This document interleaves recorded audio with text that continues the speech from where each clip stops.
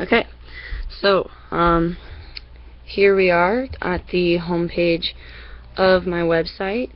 Here you can see my About Me page. Here's the photo that I made on Pixlr. It's me running with some tigers. A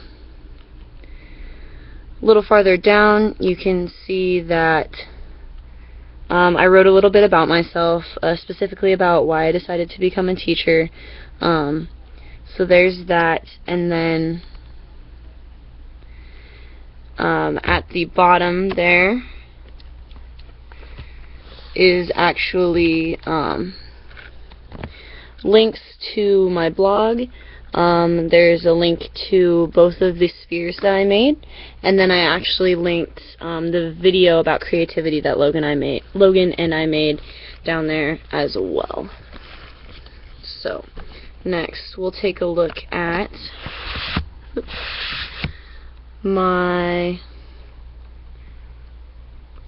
personal learning network, which you can see is right here.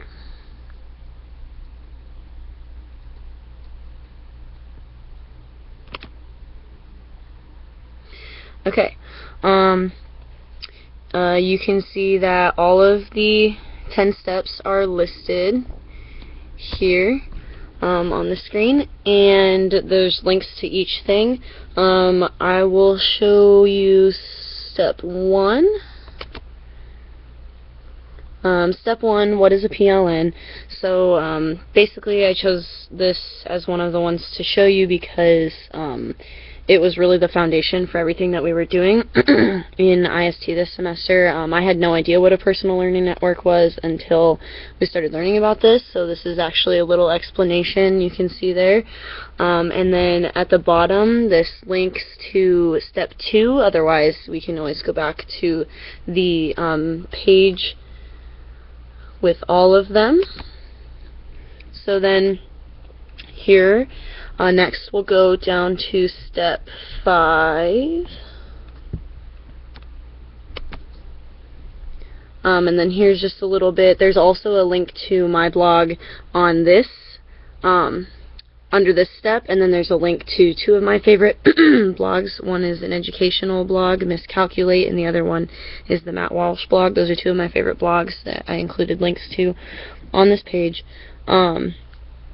Basically, I decided to show you this step 5 because blogs have been a huge part of our time in IST, our beginning and ending blogs.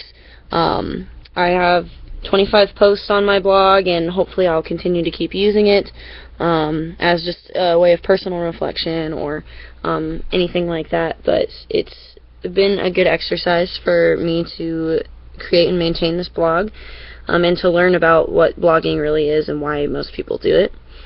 And then when we go down here, there are links back to step 4, or we can move forward to step 6, and then I'll actually show you step 7.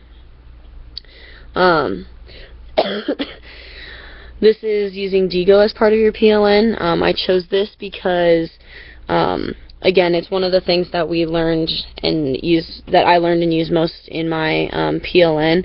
I have Diigo, and then I have like the Diigo Let on my personal desktop. That way I can bookmark pages. So this little paragraph talks about what social bookmarking is and why that's useful, and then I kind of talked a little bit about Diigo as well.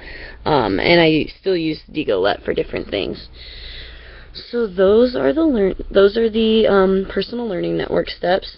And then over here we can go to my education standards.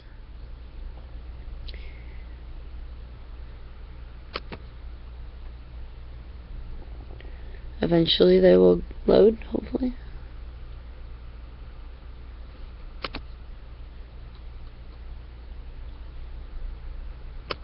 Oh, here we go.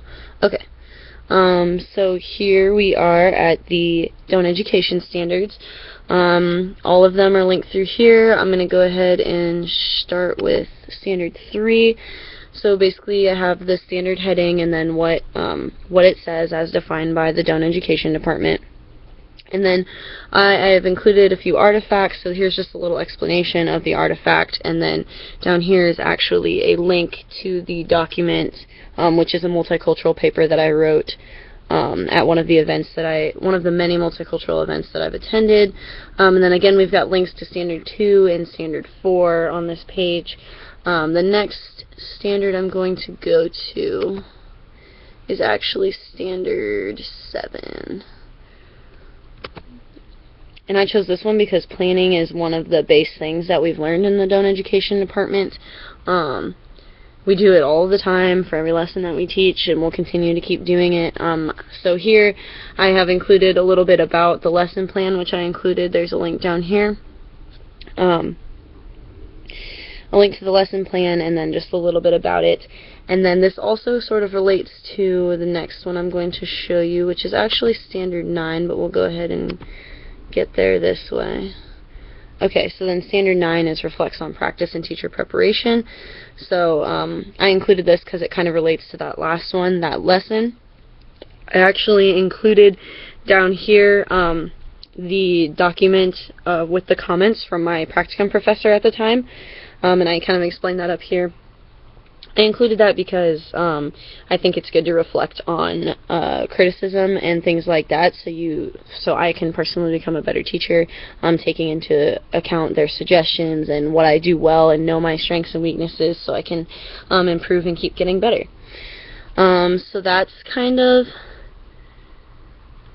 or that is my website. I'll go ahead and go back to the home page. And then finally, as far as all the discussion boards go, I have answered every one of those questions, and I've posted on other people's posts as well. And then I have 5 posts on the wiki about a few different apps / websites that I have reviewed and actually used, a lot of them pertaining to math. So I think that's good. If that's everything, thank you for your time this semester in IST, and let me know if there's any questions or anything that I need to change about my website. I'll go ahead and send you a link. I'll probably email that to you. And that'll be it. Thank you.